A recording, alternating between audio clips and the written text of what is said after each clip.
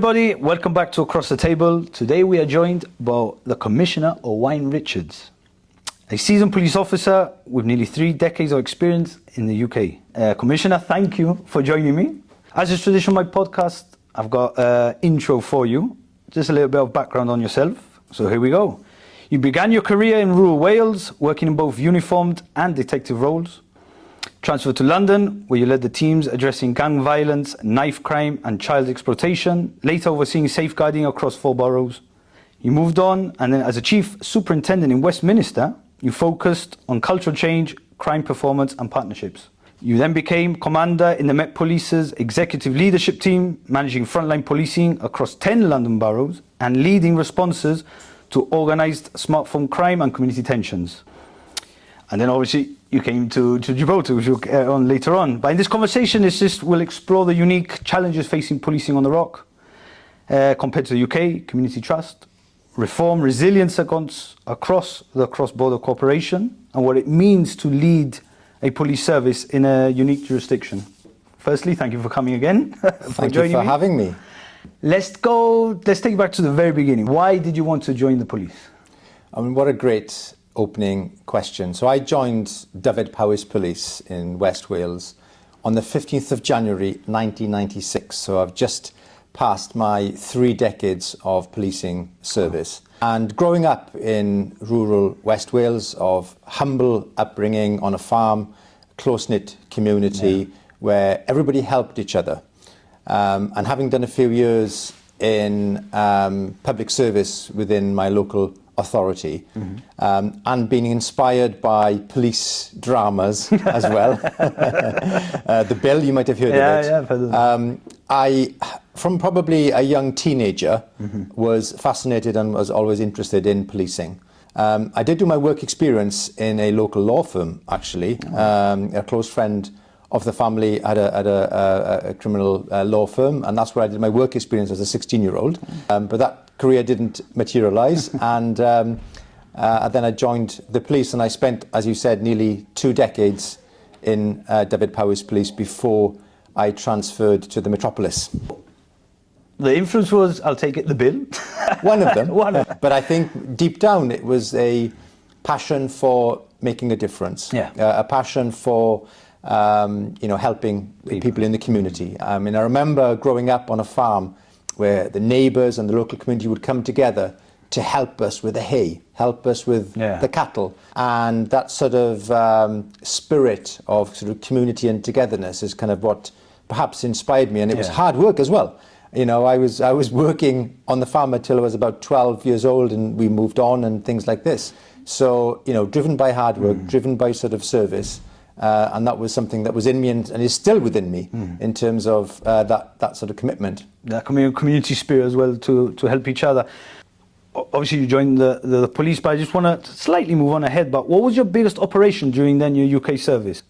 So I started my service in a seaside town in mid Wales called Aberystwyth. Okay, never heard of it. University town. I'm sure some students from Gibraltar may have gone there. Small town, again, predominantly Welsh speaking, and I spent nearly 10 years policing there as a constable in uniform, on response team, on community policing team, on roads policing, and I finished up there as an inspector in community policing. But I was a trainee detective. Okay, around about 2002, I think it was, when there was a report of a church burglary in a village outside of Aberystwyth. And we'd had an awareness notice, an intelligence briefing from police forces in England that this guy was going around stealing from the offertory boxes of churches and chapels across England and Wales. And so I went to the scene, I spoke to the local vicar, and on the way back to the police station, something inside me was telling me that this guy was staying locally, that he would come to ransack our churches and chapels in our villages. So instead of turning left back to the police station, and this is where we're going to come back to evidence-based policing later on, I think, I turned right into a local guest house. And lo and behold, through inquiries at the reception desk and having an image of the suspect from other police forces, this guy, his car was in the car park, and he was staying at the guest house. No way. And whilst I was there as a young detective asking for backup, he walked down the steps carrying 2 carrier bags full of cash.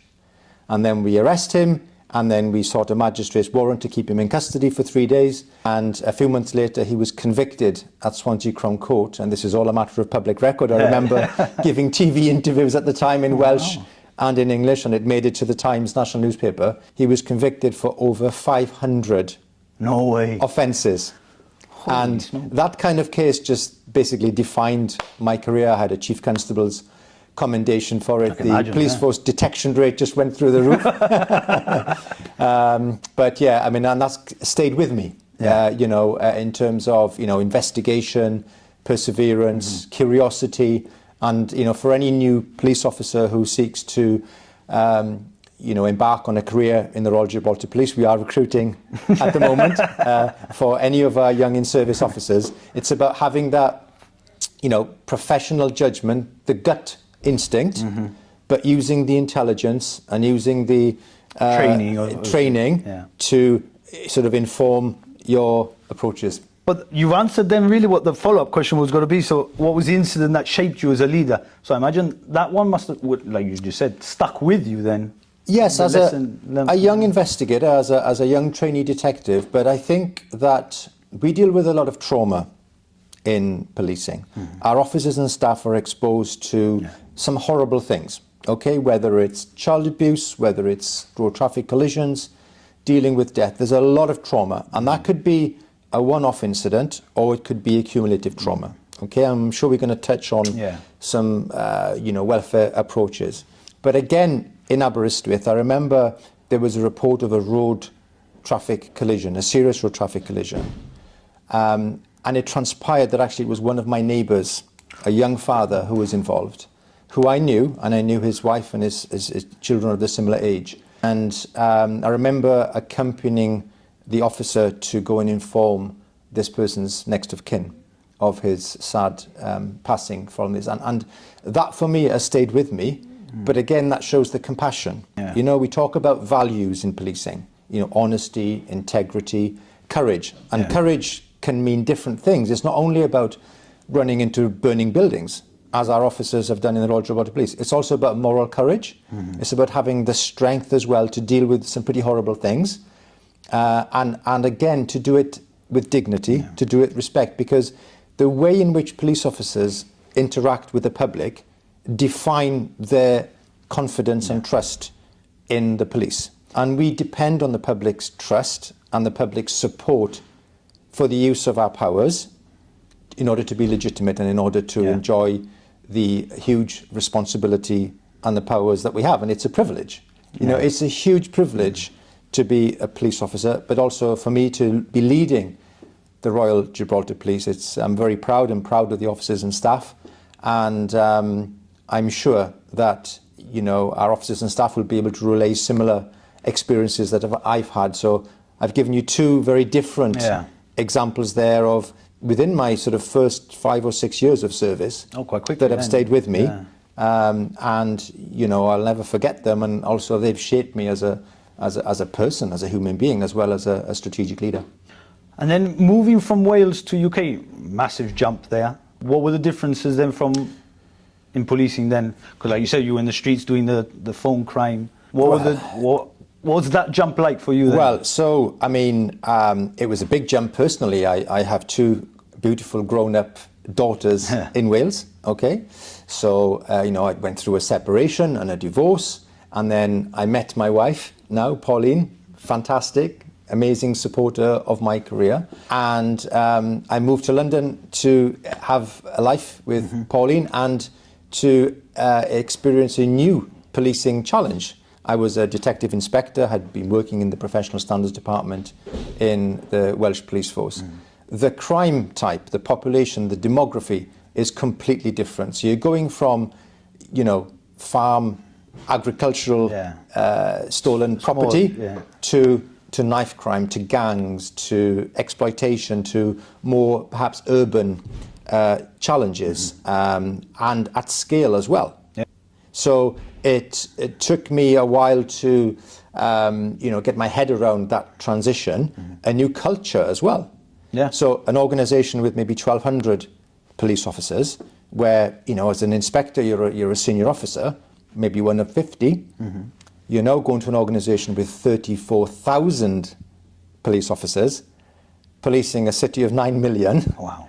Across 600 square miles, and you're one of sort of 200, 500 even, officers of that rank. So culturally, very different, the law is the same. Yeah. How you deal with, a crime is the same, but the culture, the demography, the dynamics are different. But yeah, with support, with good line managers, with a good team, I was able to put the structures in place to develop the strategies to tackle some of the things that you've spoken about. And then, had a fantastic experience initially in Wandsworth in South London, at the bottom of the Northern Line, and then promoted to a chief inspector in Barnet, in Colindale. Yeah. Large Jewish community there in Golders Green, the top of the Northern Line. What extremes so are they inner out, London, outer London. So even within, a geography, you've got sort of, micro ecosystems of, local residents, people commuting into London, and you're more anonymous as a police officer as well.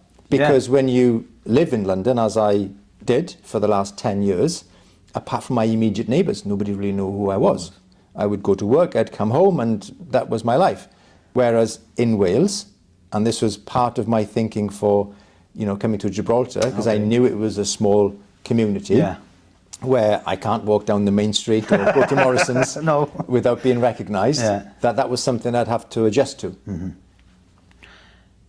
Any incidents you talk about from London that stuck with you as well? Since you mentioned the one in Wales, was there anyone in London that stuck with you as well? Lessons learned, or you adopted? So I think it's quite, as a police officer dealing with some bad stuff, I think, it's a natural tendency is to talk about the bad stuff because, people contact the police when they need help, when they're at their lowest ebb, when they've been a victim of crime, or they need some intervention, some support, some protection. But actually, policing, there's a lot of good that we do in society as well, in terms of prevention, in terms of delivering, large-scale events, sporting events, cultural events, coronation events, as it was in London. And even though, I was the chief superintendent locally in Westminster, I was responsible for the sort of more mainstream local policing rather than the special escort groups or the VIP protection. But it's a huge privilege to be at the policing Whitehall in terms of the tourists, the people that go there, keeping them safe, trying to prevent them from coming to harm. More recently, shaping or starting to shape and laying the foundation for what was a massive uptick in smartphone theft as the lead for volume acquisitive crime 3 years ago, setting the structures in place, developing the tactics, working with industry. I'm quite proud actually of the foundation that I was involved in laying that, which now has meant that actually that crime type is coming down. We are locking up more people and we're starting to disrupt what is a big issue in London in terms of smartphone theft, and that's something that I'm very proud of. And as well as supporting families who have suffered some horrendous knife crime attacks. I remember one incident quite vividly of having a call at 5 a.m. It was about the end of 2022 when two of my officers in the West End were stabbed in Shaftesbury Avenue. They were responding to a report of a robbery involving a knife. They were pursuing, and this is what police officers do day in, day out. And my police officers here, they run towards danger. They run towards people with weapons. They run into burning buildings because that's in our DNA. And these two officers were pursuing this robber. There was a confrontation. They were stabbed. Fortunately, even though they were stabbed very seriously, they've recovered from their injuries, and this person was sent away for 20 years or more.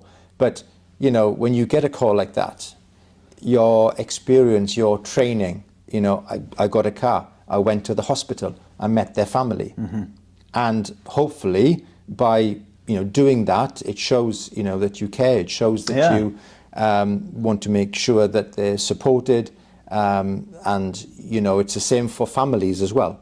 Yeah. We would make sure that we are compassionate in what we do. Yeah, I think that's probably for the officer on the ground, as it was when I was a soldier. Once you know that the hierarchy have your back, you give that extra effort. It won't be like, I'm going to do this, and then, like you said, he's in the hospital, no one comes to see the individual, the officer, and then I think, I've done all that, bloody hell, and I'm on my own now, when it's my lowest point. Absolutely, and look, I think I want our officers in Gibraltar to be proactive, to be going out there, engaging with people, but also to be searching people when there are grounds there, to be stopping vehicles to find out what's going on, to be inquisitive, to be curious, to do so respectfully, to use their powers wisely. I used to love Spider-Man growing up, okay? And I just love the quote, with great powers comes great responsibility, okay? And, you can sort of translate the Spider-Man to superheroes that we have in the Royal Gibraltar Police, showing up when we need them to. But we're human beings as well, and we make mistakes. So, I want my officers and staff to realise that we need to learn the lessons. It's not about punishment. Of course, when officers cross the line, when they breach the professional standards of behaviour, the discipline code that we have to address that and deal with that, because we have to have high standards in the police force in order to have the public's trust and confidence. And trust for me is about how we do our business and how we behave, and then public confidence is about how well we do it in terms of keeping people informed, our technical abilities. But I think that in Gibraltar, it's a very safe place. But I'm not underestimating, the public perceptions, perhaps around, the open border. When you are a victim of crime in Gibraltar, it's no consolation to you that it's a low crime rate, because you are still a victim of crime, and you have to deal with the financial or psychological or physical consequences of that. So, absolutely determined to focus on, community safety as one of my 3 pillars. Investing in the workforce as the second pillar, and then strengthening partnerships, working with others, as the third pillar of my strategy. Well, I'll unpack that one. When do you think, and this was more of off a Kafka, I thought about it now, where it comes from in Gibbers, we've always been used, most of it, especially when I was growing up, you would see police everywhere. So they'd be patrolling, or the beat, as they call it, up and down, up and down. And then for some reason, that got lost. Maybe I'm right, maybe I'm wrong. We got lost, the visual part of it, and now we see it coming back. But it might be policing all around the world. I don't know if it's because of 2001, the terror attacks, policing changed to more reactive, intelligence-based than proactive, as in physically in the street. I don't know, did you notice that as well, or is there nothing in that, really? I mean, over the last decade, crime has changed. So, there's more online harm now. So police forces have had to adapt to that trend as well. So the Royal Gibraltar Police has had to invest in online child abuse and exploitation teams to deal with that harm. They've had to invest in online cybercrime and fraud. 90% of crime now has a digital footprint on it, whether it's a phone or a laptop or something of that nature. So resources have had to be deployed elsewhere. I am a firm believer in community policing, and there's good academic studies that support it as well. And whilst I respect decisions that have been made around, deployment of resources in Gibraltar over the years, when I was appointed, I was determined to reintroduce community policing, as I have done, and also to push more officers, on the streets, on the beat. It's a balance, because we still have to react to reports of crime and, investigate, and that does take time. And we still have to have, resources spread across, dealing with domestic abuse, dealing with economic crime, in different sort of subject areas within the force. But I want to prevent the crime as well, and I want to improve public trust. But it's about being smart about that, because we do not have enough resources to have a police officer on every street corner, whether it's in our estates, in Ocean Village or in Main Street, or indeed at the border, at the airport and at sea, which we're not currently doing to the level that the treaty will demand. So that will, require as well. additional redeployment. So it's not one thing or the other. It's about being data driven. It's about looking at, the trends of crime, and it's about being smart about how we deploy our resources. The manpower that we have. Absolutely, within the resources that we've got. Because we've only got so many to spread around. I'm also a firm believer in the academic research that goes into what works in policing. Yeah, if the data makes sense, I'll follow the data. So, then. for example, the COPA curve talks about sort of 15-minute hotspot patrols in certain areas where there perhaps may be a higher crime. Yeah. But lots of incidents in that area over a period of time. Yeah. And then you highlight that as a hotspot, and then you say, okay, we're going to dedicate our time more. Exactly. And these things change as well.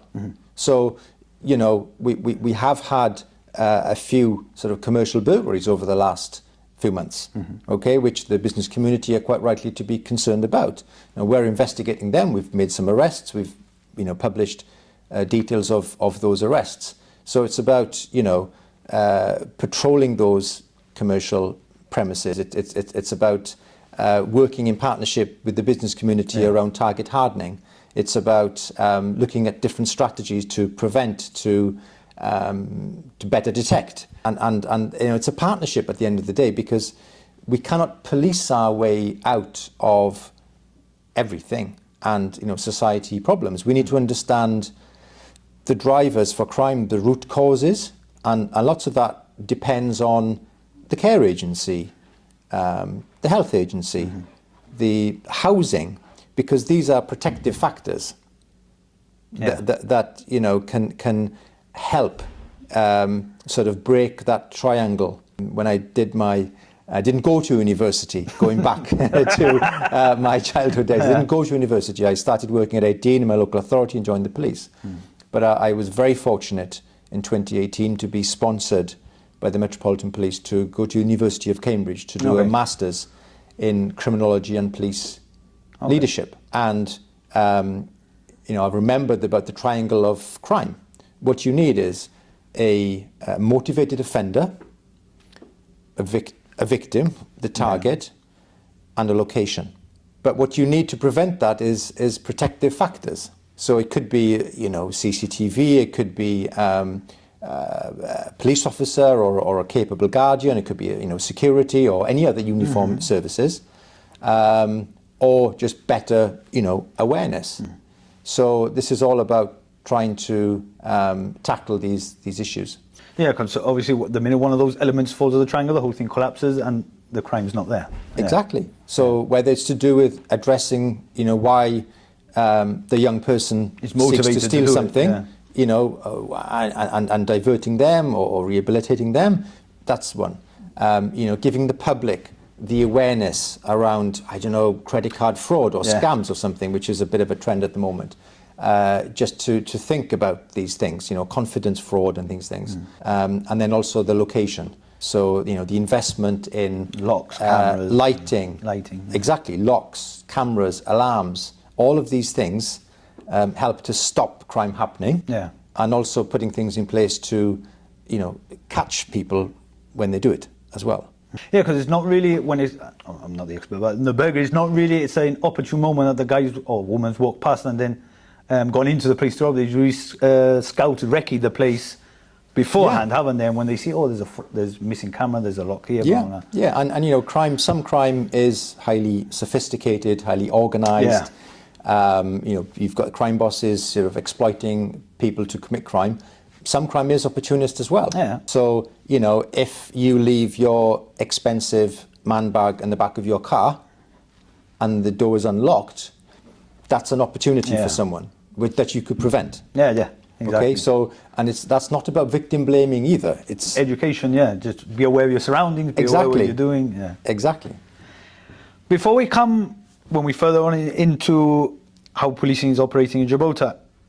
We're used to in Gib, we know that the hierarchy is going, this guy's got promotion, he's got promotion. Oh, he looks like he'll be the commissioner. For you in London, how does that work then? Just so we're aware, how do you find out about the vacancy? How do you find out about the job that you have now? Yeah, for sure. So, I mean, similar to the military, policing is a hierarchical structure. So the Metropolitan Police is slightly different because it has the Commissioner of Police, the Deputy Commissioner of Police, and Assistant Commissioners of Police. So it has 2 extra layers to the 42 other police forces in England and Wales that have a Chief Constable, a Deputy, and an Assistant Chief Constable. Okay. So the rank that I finished up at the Met was equivalent to an Assistant Chief Constable in any other police force.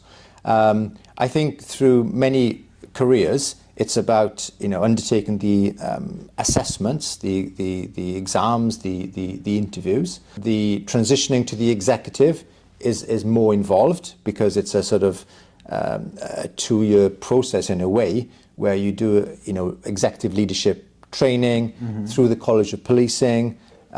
It's you've got intensive periods of academic writing, different workshops and things like that, and then you apply. Now, I was approaching a decade in the Met, and I knew some colleagues who had worked in the overseas British territories.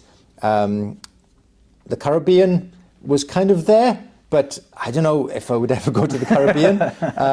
But I was always intrigued by a different policing context. I had a good job in London, had a home in London, the children were happy in school in London, but it was the opportunity to experience a new policing context, the opportunity to take on a challenge, because I knew when I saw the advert under the College of Policing's vacancy site. So I was signed up. I was signed up to, you get the circulars through, you get the little notifications, the College of Policing Chief Officer vacancies. That's where I saw the advert. Okay. And then, you start to sort of think, oh, this could be interesting. Then you sort of do some more research about, the jurisdiction. I mean, where is Gibraltar? And, you look into the sort of policing plan. What does it stand for? And then you look at actually, would you be a good fit? So you've got to make the decision yourself in terms of what skills, technical ability, experience, values do I have? How does that fit in with the ethos of the Royal Gibraltar Police and what the police authority and the government of Gibraltar, what people are looking for? And then, of course, it's a massive personal decision as well. For my wife, for our 2 children, and for my girls who live in Wales, because I knew if I was going to be successful, I was going to be moving thousands of miles away. So my wife and I went up to Richmond Park. We lived in West London, and we thought long and hard about it, because you don't go into these things lightly, because it takes a lot of time, planning, and effort, and it's a serious job being the Commissioner of the Royal Gibraltar Police with a lot of responsibility around national security, around prevention, some of the stuff we've spoken about. I applied. I went through the series of intense, thorough interviews. Obviously spoke to a lot of people as well. Spoke to the former commissioner, spoke to constables. To get a feel for the place. To get a feel for the place. Okay, so you've done... And here I am 7 or 8 months later, living proof. So you do the recce, obviously, of Gibraltar. Make sure it's safe for your family to come over, your wife and this. But when you heard that, not obviously your predecessor, but the one before, had lost the confidence, the Chief Minister and the Governor had lost the confidence in that person, was there a bit of, while you're doing your research, oh shit, what am I getting myself into? Because all eyes are literally got to be on me as well, trying to move forward. Yeah, so I think that I knew the McGrail inquiry was ongoing when I applied. It was actually part of the marketing of the recruitment. I knew the treaty was also on the horizon. Of course, what I didn't know was the detail, because it wasn't a matter of public knowledge, and therefore it was quite hard to properly, truly understand what the issues were, how that relationship, that trust had broken down, and all I could do was open source research and sort of superficial conversations with people because of confidentiality. The inquiry was ongoing. Researching the public inquiry website as well to try and understand, some of the issues that were coming up. But it's only when you're actually in a role and you're dealing with it that things start to sort of fall into place. So I was very much focused on, look, there are lessons to be learnt. If there are recommendations for the Royal Gibraltar Police, we will look at them seriously. We will fully cooperate with the public inquiry, and we will strive to improve, to ensure any mistakes that were made in the past wouldn't be repeated. No. And I stand by that now. There's a lot in there to unpack, but my focus was very much about the future of the Royal Gibraltar Police, in terms of our officers, our staff, in terms of delivery for the public. How could we make things better? Yeah. Because and how could we rebuild that trust with the Chief Minister, with the government, with those who govern us? And that takes time. It's you have to invest in it. Yeah. But hopefully, what the public are seeing now, through more police officers on beat, more strategies, more openness, more transparency, more connection between the police and the public. Yeah. Because it's based on relationship building, trust. Hopefully, we will get more community intelligence about what's happening, so we can respond and address the issues that people care about most in Gibraltar. Because that's what we're here to do. Yeah. And we've been here for nearly 200 years in doing. Is that then which segues really well into the next question, was that the biggest cultural adjustment you had to make? Because I'm sure from London to Gib, the public might not be as so open as they are here in Gib. I think you can't compare the both, to be honest with you, in terms of size and scale of London as a global city to a densely populated, small geographical, and also the community is so well connected through families. Yeah, we all know each other, as the famous saying goes. Yeah, absolutely. And therefore, what that means is, and my understanding is that people have high expectations of public services in Gibraltar, and quite rightly so as well. They pay their taxes, and so for me, it's things are much more real and sort of in your face, because I can walk down Main Street in uniform, and somebody approach me either to say thank you to one of your officers who helped with something, or to say Commissioner, I need your help because your officer hasn't dealt with something as well as they could have. Now, you wouldn't get that in London because you're not as accessible, perhaps. You don't even know who they are. Like we mentioned before, So through the Chronicle, through the GBC, people are more connected with what's going on. So that requires a slightly different policing style and tone, because we're policing our neighbours here, literally. And our officers who've arrested somebody might be seeing them out in a social setting or in a family setting or whatever it is. So, respect for me is huge in terms of the way we deal with people. That's what I was going to say. How are you building the approach and the morale within the force then, following on from everything that we've just said now? Yeah, so, you spoke about public confidence, Chief Minister confidence. There's also an internal confidence as well. The gap between the number of officers who've left the RGP and the number of officers who joined the RGP in the last 4 or 5 years has widened. So we're running on a net deficit. Now, we've got 19 new recruits who joined us in the last 2 weeks. Who are going through training. Yeah. We have another recruitment campaign which is open till the 4th of April. So any Gibraltarians listen to this who want to have a look at our website, I'm happy to meet with anyone who wants to have a chat about what it's like. And also, we are looking to have another recruit school in September.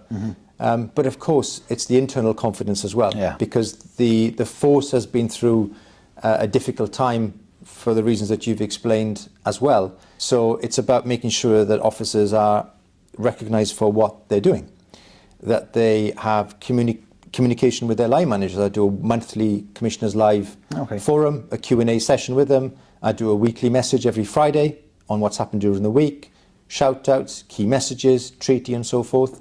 The award ceremony that we did back in December at the IPA. Yeah. But, you know, it's about understanding as well, if somebody's considering leaving the service, why? You know, I mean, people go on to start new careers. They go on to retire. That's absolutely fine. You know, people have their life choices. But if people want to leave because of poor culture or other reasons, I'd like to understand why. And of course, it's about the incentives as well. So we need, you know, parity in terms of the responsibility that we have for the pay and allowances that we have. So these are conversations that we're having, you know, with the Police Federation, with the government, around making sure that, you know, pay and conditions are commensurate with the responsibility for police officers. Yeah. You know, having police officers at the airport, having police officers at the land border, which we're not currently doing, will require different approaches. So then it's fair to say that the UK policing model doesn't really fit with Gibraltar, does it? Well, I would say that... Or does it have to be adapted because it's unique? So we follow approved professional practice. So if you look at it as a medical point of view, you know, evidence-based, we follow the UK's College of Policing approved professional practice for things like training and you know, CPD and for some of our capabilities. So if you look at firearms policing, you look at public order policing, officers carry taser. We follow UK practice. Now, what it means in terms of the local context is that I don't have helicopters, I don't have dogs, not all of my officers are armed, so I don't have riot vans, so I don't need all of the tools in the box that some police forces have. I don't have horses, for example. There are no horses that I've seen in Gibraltar, okay? Drones might be another conversation. But so what we do is we tailor-make it to Gibraltar. So for example, we don't need to invest thousands of pounds in the College of Policing first aid module when our own health authorities can provide us with first aid training, for example. Because it's very costly to send our officers to the UK to do training. But for things like, you know, specialist firearms officers, I don't think anybody would argue that they need to have the best, you know, approved training with accreditation. Exactly, because we need that capability to deal with the threats that we have. I think we do follow, with the closest overseas territory, to follow the ethos of British policing in terms of, you know, our look and feel and style, and that policing by consent model that, you know, we're in the Peel room here. Sir Robert Peel, who set up the first police force in Metropolitan Police in 1829, has the 9 Peelian principles. They're on the wall there. You know, the public are the police are the public. The police being the only citizens who are paid to maintain law and order. You know, and there's 8 other principles which I still apply now, nearly 200 years on. You know, so we still wear the Bobbies on the Beat hat down Main Street. So nostalgic as well. We're playing our part in terms of, you know, culture and tourism. Bringing people to Gibraltar. That Britishness. That, absolutely. They love to see. And you've highlighted, and it's one of your main roles and policies, I think it is that community policing.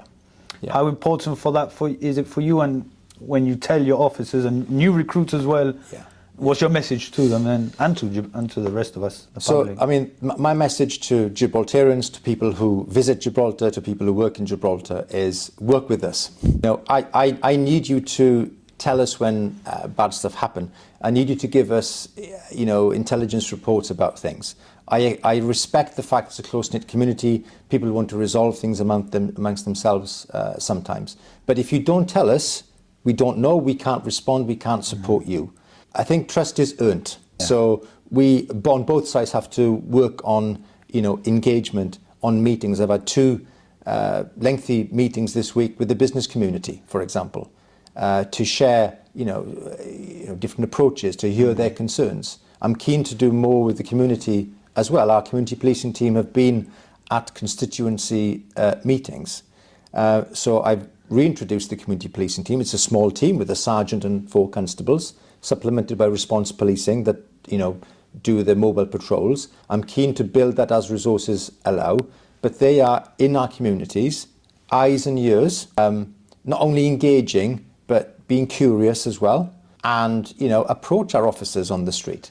You know, we're not robots, we're human beings who have a commitment to public service.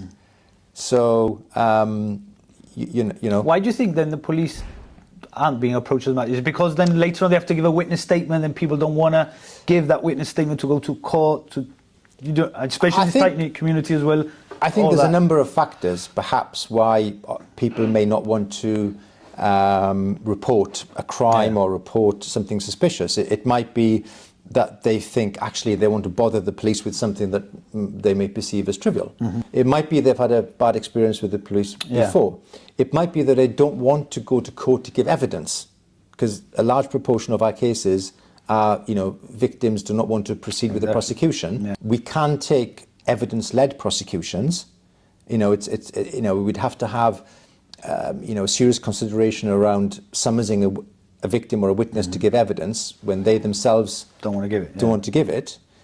There's different factors. Maybe the loss of trust. The police authority are currently conducting a survey. I think it's open for another few weeks on the effectiveness of the Royal Gibraltar Police. So I have seen it. I'd encourage listeners to go on to the GPA website, click on the link, and you can tell us honestly what matters most to you as citizens in Gibraltar. You know, how well do you trust the police? You know, how well do you think the police are doing a good job? And that survey will then inform our policing plan for the next policing year from April onwards. So my message to Gibraltarians is to, you know, work with us, respect the work of the Royal Gibraltar Police. We're here to help you. We're here to safeguard you. We're here to protect you. That's written into our constitution as part of our, you know, police act. And I also want feedback when it hasn't gone well as well, because I can't improve otherwise. So, you know, I'm a father, I'm a husband, I have young children, so I care about community safety just as everybody else. And 99%, because there is a very small minority of officers who cross the line in terms of, you know, breaching professional standards, and we've got some cases going through the criminal justice system now. I have to call that out because I want high standards, but 99.9% of my officers are fantastic public servants who have moral and physical courage and just want, you know, to keep people safe. What is the biggest challenge then currently? Is it retention, recruitment? Is it anything that we've just said now for the RGP in your eyes, in your view, really? So as an organisation, so we are going through a transitionary phase. Okay, so we've got the governance of the RGP reform agenda, which is looking at accountability and looking at models in the UK. And I think, you know, there's no golden nuggets there. You know, we have a good model already. It's about building on it and strengthening it. We have the Police Act, which is out of date and needs modernising.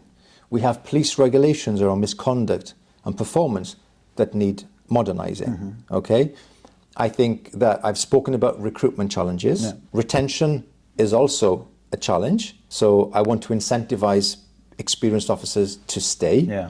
By giving them opportunities, you know, for career progression, for working in different departments. And also, in terms of policing challenges, the treaty is the biggest both challenge and opportunity that we have at the moment. Because it will demand more policing presence, policing cooperation, and different policing approaches within the airport, at the land border, and at sea that we're not currently delivering. And we're going to have to deliver it within our existing envelope of resources. So the 19 officers that are currently in their week 3 of joining, they won't be able to walk on the streets on their own until the end of the summer because of intensive training, and they have to go through the, you know, the theory, and they have to have the legislation and all the rest of it. And then before they can be signed off to go out on their own, because of the responsibility that they carry around use of force and all the rest of it. So when you couple in our current vacancy factor of 10 constables, plus the 19 that we have in training, then you start to realise that, you know, we're running on quite a lean model. Yeah. You know, the government acknowledged this week in Parliament our submissions around uplift to our establishment, and that will, you know, be reviewed, and we're in conversation with government around that. But you know, it also prevents an opportunity, because you know, I have a very good working relationship with Maria, who's the head of the Policia Nacional for the, you know, Campo region, and Fernando from the Guardia Civil on the sort of Algeciras to La Linea side. I have a senior officer who has the Spanish language as well, because I am, you know, you're learning the language. We're working very hard at the moment, day in, day out, with government, with other uniform services, and, you know, with the Spanish as well, in developing the protocols of how it's going to work in practice on the ground. Since you mentioned the treaty, that is here, like, how are you preparing for the transition? How would you address the questions about public safety? And obviously, I know the Chief Minister has already talked about this, especially yesterday on your viewpoint, that border control. What can you tell us then?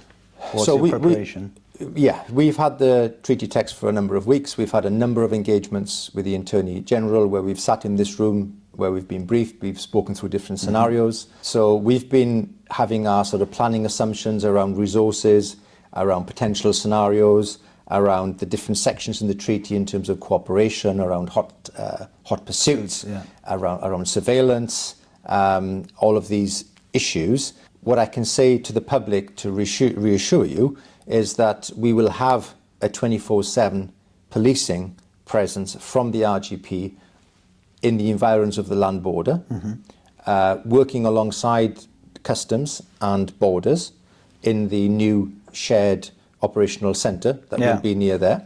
We will have a presence at the airport as well to deal with any public order or immigration enforcement matters at the airport, and as well in terms of the maritime expectations on sort of Schengen patrols at sea. Now, what of these measures effectively do is bring forward a deterrent effect for anybody who seeks to exploit the open border, that we'll have cooperation with other Gibraltar uniformed services, and we'll have cooperation with our Spanish counterparts on information sharing. This is in addition to the physical architecture around lighting, around CCTV, around live facial recognition, where we have provided our assessments to government around, you know, specifications and these matters which are currently being invested in, as well as the town centre as well, because, you know, we have to use our geography to our advantage as well.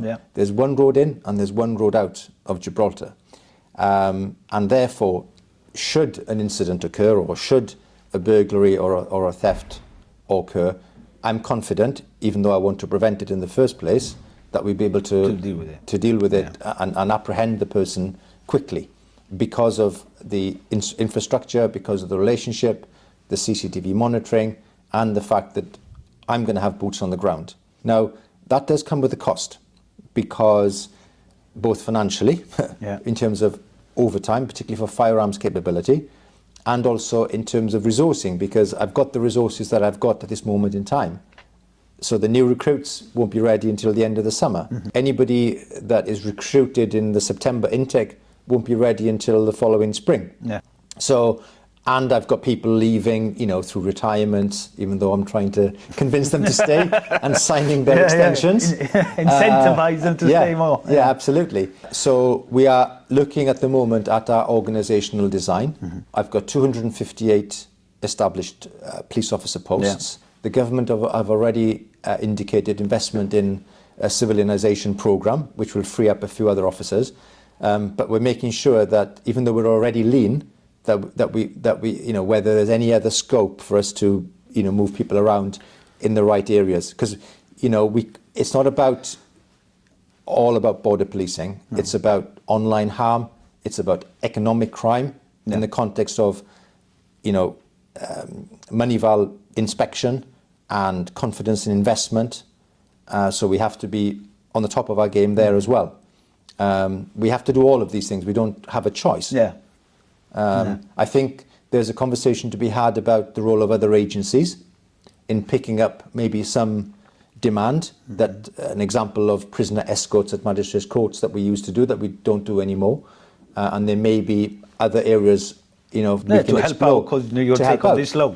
And for me, I think it's recognising that there's a tradition perhaps of the Royal Gibraltar Police in performing certain services over decades or centuries, some that we, because of public expectation, government policy, we continue to provide. Others, I think, is probably worth a conversation around, would you rather a police officer put out a barrier at the event, or should a private contractor do that?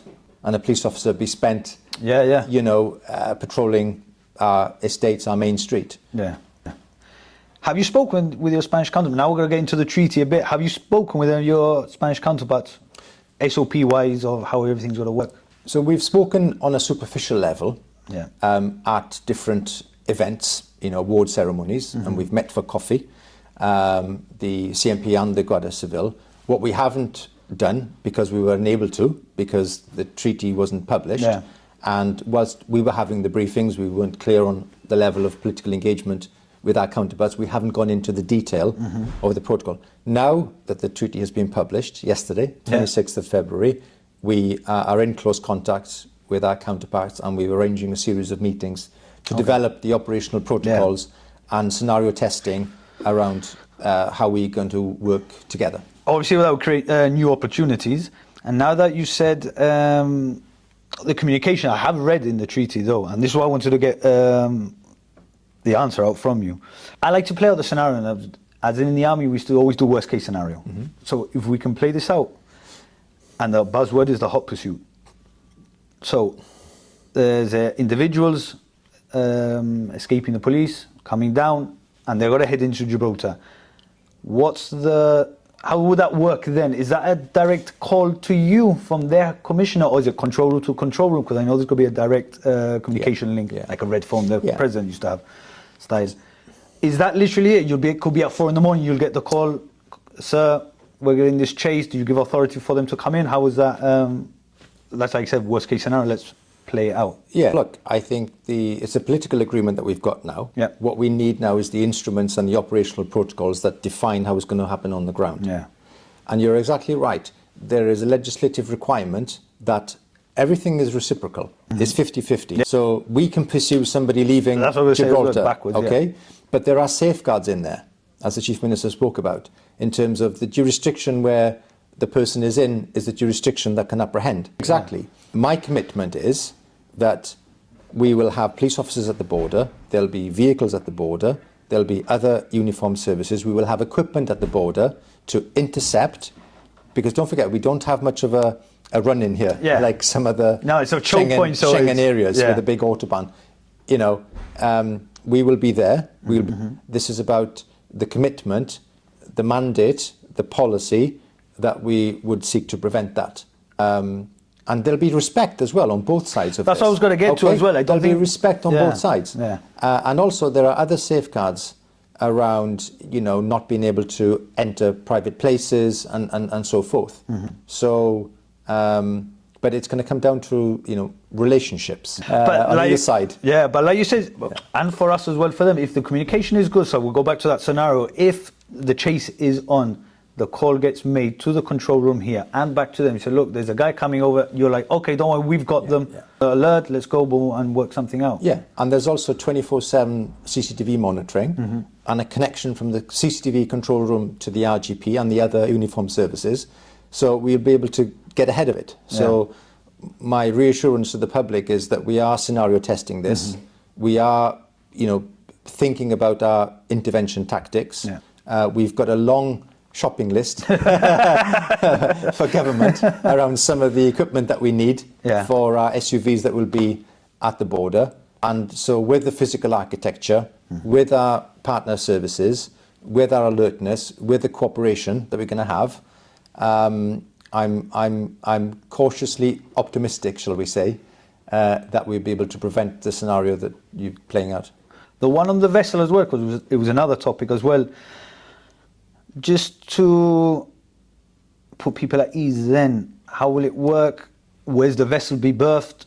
Who's in charge of the vessel? Have you gone into any of those? Can you say, give more information on that? So I think we have to understand that the treaty was only published yesterday. Okay, so the level of detail around the type of vessel, where it's being procured from, that detail is currently being worked up on both sides. Yeah. Okay. We also have to consider the resource implications as well of the 1 week on and the 1 week off. And also, this is about Schengen patrols, okay, around, immigration, human trafficking. That is one mission. We will still have a Royal Gibraltar Police patrol on our waters, because we have to deal with, deaths at sea. We have to deal with, pleasure craft, drug dealing, whatever the threat is. So the Schengen patrol is what the treaty demands of us. Yeah. We'll still have our business as usual beach patrol, if you like, or marina patrol, to prevent, pleasure craft theft and what have you. We'll still have that commitment. It's going to be a challenge with the resource, but we're in conversation with other agencies. We have the Gibraltar Defence Police that have a capability, although different objective. Yeah. We have the Royal Navy, again, different objective, but we all work together. Yeah. So when there's an incident at sea, we all come together and then we decide on primacy. But the level of detail that you've referenced, I'm sure by the time this is broadcast, we'll have the answers for. And the patrol route of it, is it all BGTW or I don't know if I have heard it was just because of the port area, that's why those vessels. It's all around. But it's all around the. It's all around, and a little bit up the coast as well. So looking ahead, final question. I'm sorry for taking up so much of your time. No, I've enjoyed this. What is your vision then for the RGP over the next several years then? What's your vision? So my vision is about less crime. It's about improving professionalism. It's about building on trust, and it's about in the future having conversations with government about being more autonomous. So there are precedents in Gibraltar around agency status. So having an agency status, having a devolved budget, having additional resources to be able to deliver to the new threats, having better IT infrastructure, having a better legislative framework as well around misconduct regulations, investigatory powers, investigation, continuously improving in terms of our mission, but also looking at efficiencies as well. More data driven, applying live facial recognition. I'd like a better workforce mix as well. So more diversity, more gender. I'm keen to explore the special constabulary. So having volunteer police officers like we do in the UK, that's on my plan. Having perhaps more volunteers from perhaps retired officers who want to help us with some of the back office functions. Having a new police headquarters, that'd be lovely. It does rely on identifying land and investment and so forth, and continuously evolving. I think we are in a transitionary period. We're not a failing organisation, in my view, whatsoever. In fact, we detect more crime than twice as much than the UK police forces. Our detection rate is about 20%, so we detect 1 in 5 crime. The UK, it's about 9%. Okay, so we're doing okay. The survey will inform how well we're doing. We've got a visit from His Majesty's Inspectorate in April. It's an advisory visit, a supportive visit, to see how we're getting on. That may throw up some opportunities. And for me, it comes back to communities. It's about building trust with the communities, working with communities, working with agencies, having that sort of connection, having a society where it's not polarized. It's everybody working in harmony, living in harmony, different faith groups and so forth, and that we're focused on a safe, a just society that is respectful, and everybody sort of works together. Commissioner, thank you so much for your time. Thank you, Karim. Thank you everyone for watching. We'll see you in the next one.